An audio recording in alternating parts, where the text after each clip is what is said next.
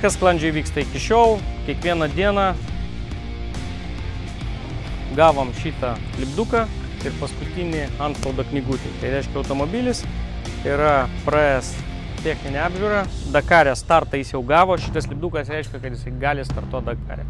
Ir dabar mes per valandą turim jį nugabenti į uždarą parką, kur jau jisai bus uždarytas ir stovės su kitais automobiliais iki pat podiumo starto. Tai reiškia, jau tik rytoj mes jį vakare pamatysim.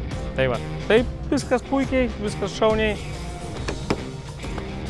sklandžiai, per 2 valandas, 8 važiavam, 10 išvažiavam. Tai, baliamba, aš net nustebęs, kad taip automobilis, kuris tikrai yra geras, žinomo gamintojo, taip ilgai įtikrina. 2 valandas tikrinai, įsivaizduokit, kiek visokių dalykų reikia patikrinti, užplombuoti ir taip toliau. Na, bet svarbiausia, viskas puiku.